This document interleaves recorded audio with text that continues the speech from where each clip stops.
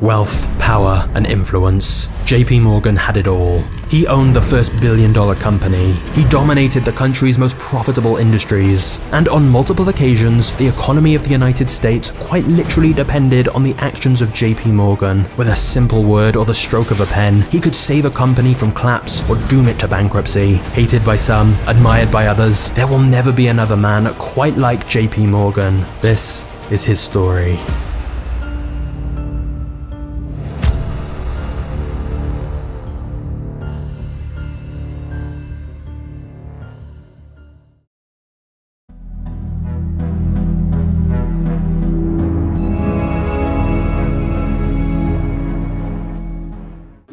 John Pierpont Morgan was born in Connecticut in 1837 into privileged circumstances. John's father, Junior Spencer Morgan, was already a wealthy banker, and he ensured that John had the best education that money could buy, since he wanted John to follow in his footsteps as a financier. However, despite being born into wealth, John's childhood was bleak. He was a sickly child. He regularly suffered from brutal coughing fits, migraines, seizures, and various diseases such as scarlet fever. His medical conditions meant he often couldn't play outside with the other kids. Instead, you'd find him inside studying or reading financial statements. In fact, at one point, John became incapacitated by rheumatic fever, and his father's solution was to send John to live by himself in the Azores Islands in the middle of the Atlantic Ocean. His dad believed the climate and salty air would help John recover from his condition, so John stayed on that island for nearly a year without any family, and when he was finally well enough, he continued his education. By 1857, John had studied in Boston, Switzerland, and Germany, and was now 19 years old and ready to enter the workforce. At this point, John's father was a junior partner at a London-based merchant banking firm called George Peabody & Co. And thanks to his father, John was able to get a job on Wall Street in the banking firm which looked after Peabody's interests in America. Part of John's job involved writing reports to his father's firm detailing the financial and political goings-on in America, which of course at the time was still an emerging market. However, from an early age, John's father feared that his son was too rash and hot-tempered to ever become a successful financier, and that he needed to learn restraint and responsibility. One example of this was in 1859 while on a trip to New Orleans. John made a seemingly reckless gamble by using company money to purchase an entire shipment of Brazilian coffee that arrived in port without a buyer. Even though John sold it and made a tidy profit, the senior members of the banking house, including John's own father, couldn't stand this kind of risk-taking. So in 1861, aged 24, John left the safety and security of an established firm in order to strike it out on his own, founding his own company which continued to act as an agent for his father's bank back in England. It was also that year that John married his first love, a frail young woman named Amelia Sturgis, and for a brief period, John was the happiest he'd ever been. However, Amelia soon came down with a persistent cough that was later diagnosed as tuberculosis. So right after their wedding, John took her on an extended honeymoon in the Mediterranean, hoping that the new climate might restore her strength, just like John's father had tried for him when he was younger. But it was no use. John's wife died just 4 months after their wedding, leaving John a widower at 24. Understandably, he was an inconsolable mess, and it's believed he never truly recovered from this tragic loss of his wife at such a young age. Immediately after losing her, John threw himself deep into his work more than ever. However, whilst John was going through his own crisis, so was the United States. Around this time, the American Civil War had broken out, and the 1863 Conscription Act should have meant John went off to fight, but he didn't. Instead, John paid $300 to be removed from enlisting and have a substitute stand in his place. That's not to say John didn't get involved in the war though. In fact, on the contrary, he profited from it hugely. One of the most notable examples was when he financed the purchase of 5,000 surplus Hall carbine rifles, at $3.50 each from the government, that were considered too old to use. But then the consortium who bought them made some minor adjustments and almost immediately sold the same rifles back to the government for $22 each. It was an over 600% increase in price, and thus, whilst it was a very lucrative deal for John to be involved in, this war profiteering was certainly not popular with the public or the government. But that was the least of his worries. John would soon be facing some much bigger controversies.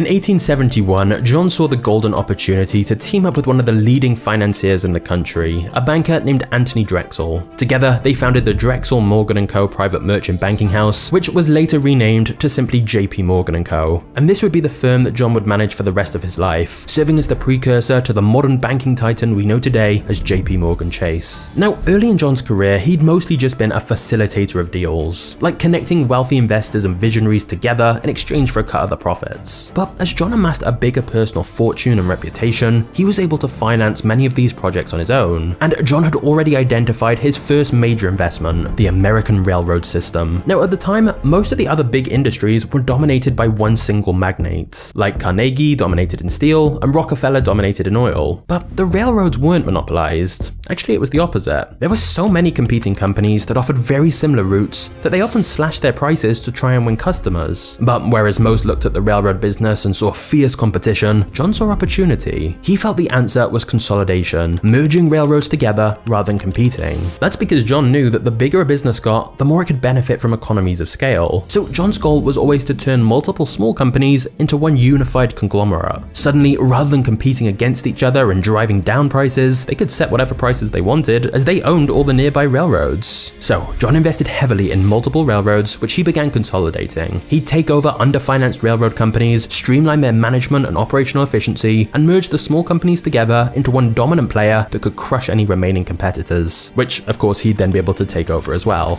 John used this tactic to such great effect that it was even named after him, becoming known as Morganization. But the other thing John did differently to other businessmen and investors of the time was that he played a very proactive role in the corporate management of these companies. John wasn't content with simply buying shares, then sitting back and raking in the profits. He was a man who craved control. John needed to be the one calling the shots, so he regularly used his influential position on the boards of directors to direct the company as he saw fit. He often reshuffled the leaderships of all these different railway companies to his liking and assembled them into monopolies, with himself at the head of the table, of course. When railroads came to him for help, he'd refuse unless he was given full control. This not only gave John the power he wanted, but also created a more stable industry, which in turn attracted even more investments. Money from Europe flowed into US railway companies now that it looked more consolidated and stable thanks to John, and this of course made John even wealthier. John kept acquiring more rail lines and constantly wanted to outdo his previous achievements and be more ambitious. For example, he purchased 250,000 shares of stock from William Vanderbilt in one of the most prominent railways in the country, the New York Central Railroad.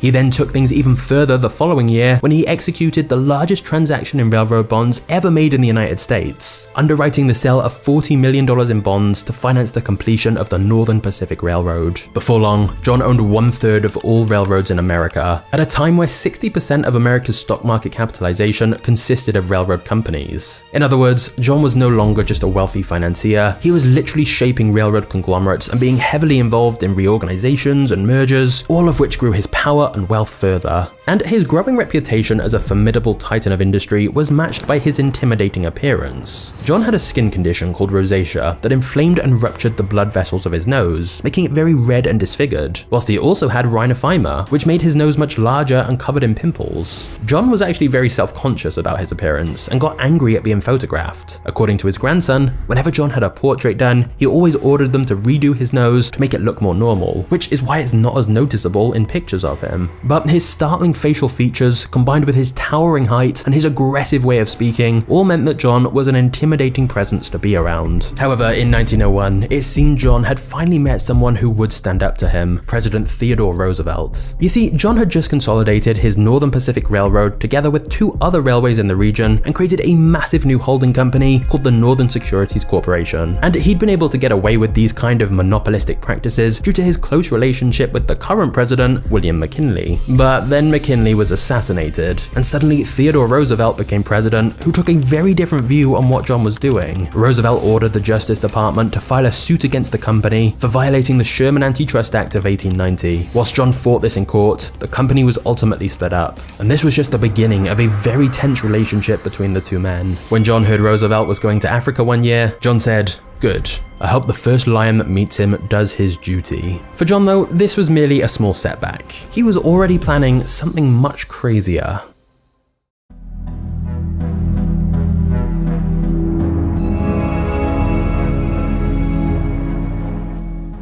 In 1901, Carnegie Steel was at its peak. It dominated the steel industry and was one of the most valuable companies in the country. But despite it netting $40 million a year, Carnegie was ready to retire and wanted to sell his company. But who could buy it? That's where John came in. He basically told Carnegie to name his price, and he did. $480 million, which would be more than any other business deal in history. And yet, John agreed on the spot, and later confessed he would have paid $100 million more. John made the landmark purchase in 1901, but this was just the beginning of his ambitious plan. He merged Carnegie Steel with the Federal Steel Company and a few other businesses to form US Steel, the world's first billion-dollar corporation, which had a market cap of $1.4 billion.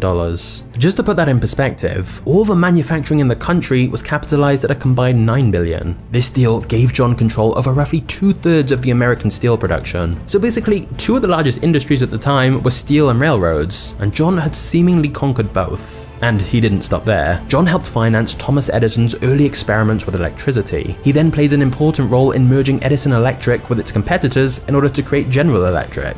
And John was also influential in creating what would later become AT&T. John's talents for combining companies together and turning them into unstoppable giants was unmatched. But unfortunately, a crisis was about to begin.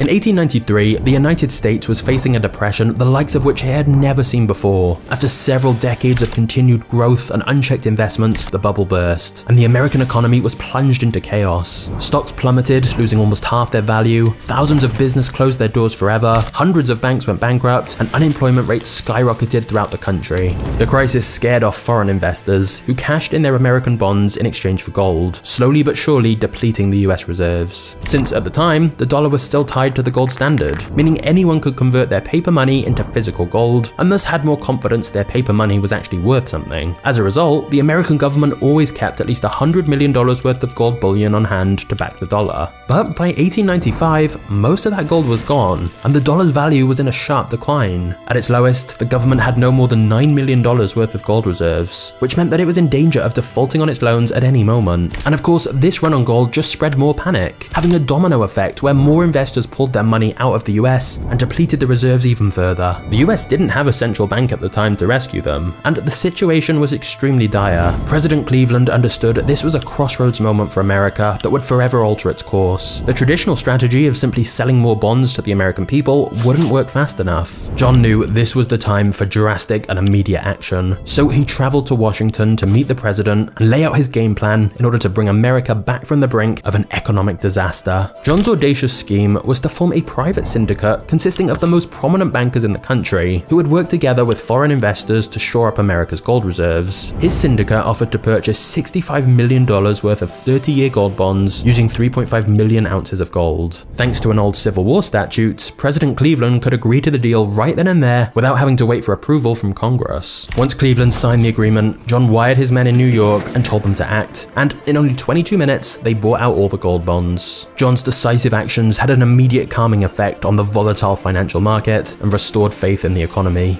John had almost single-handedly saved them from total collapse. And of course, being the shrewd businessman that he was, he had also made a large profit from the enterprise by securing generous rates on the gold bonds that he purchased. And thus, whilst John had saved the day and helped bail out the government, it also raised concerns. It illustrated the vast influence and power of one single banker on the entire US economy, and some asked whether his motivations were really patriotic or simply opportunistic to line his own pockets. At the next election, the relationship between big banks and the government was a hot topic for the Democrats. But John and his banker friends donated heavily to the Republican nominee who won the election instead. So for now, John kept his close ties to the government. But this was not the only time that John was instrumental in stabilizing the American economy. In 1907, the country was facing another deepening financial crisis, which led to several banks being on the verge of bankruptcy, leading to hordes of people queuing up around the block to withdraw their money from their bank accounts. The government government reportedly had to tell bank tellers to deliberately count the money slower to try and reduce the rate cash was being withdrawn, because if everyone pulled their money out at the same time, it could be catastrophic.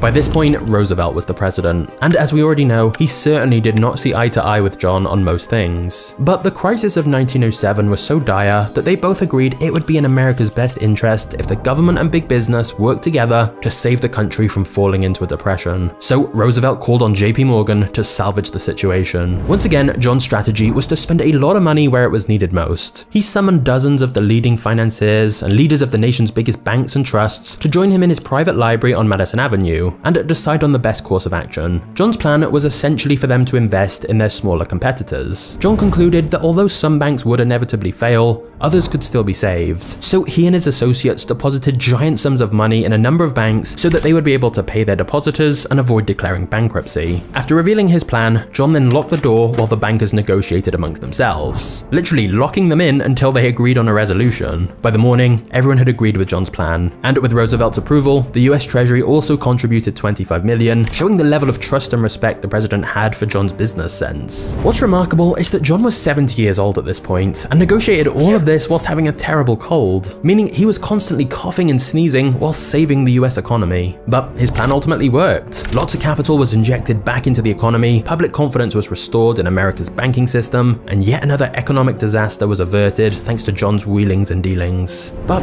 whilst he was once again briefly labeled as a hero, almost immediately people began to realize just how dependent they had become on one single man. Something needed to change.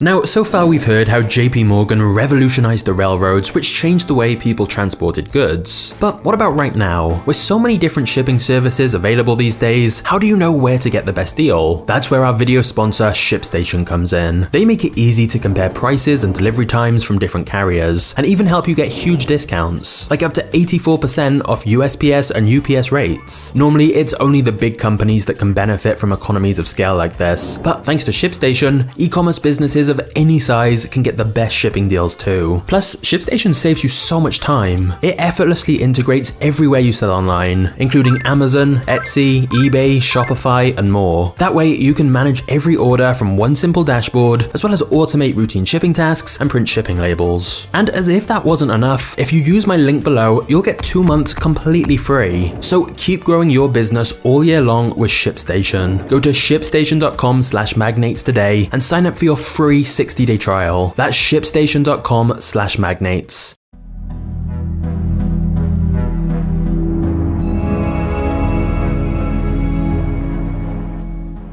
John was facing increased scrutiny. The age of the robber baron who could conduct his business unchecked and unimpeded was slowly coming to an end, as the American public was growing increasingly weary of a handful of businessmen wielding so much power and influence. John was summoned to testify before the Pujo Committee that wanted to investigate the true reach of Wall Street's money trust and its role in the American economy. John was front and center during the Pujo Committee hearings, and he became the face of Wall Street power. Despite his financial success, John's mental state was deteriorating. He had multiple nervous breakdowns, and he struggled to deal with the public's negative portrayal of him in the media. Ironically, he was actually due to board the Titanic for its maiden voyage, but due to health issues, pulled out at the last moment. Meanwhile, the Pujo Committee paved the way for the establishment of the Federal Reserve, since it was clear they couldn't just rely on a handful of ultra-rich and powerful individuals to step in and fix the economy. But John would never see the repercussions of this investigation, because months later, on March 31st, 1913, the 75-year-old financier died while on vacation in Rome.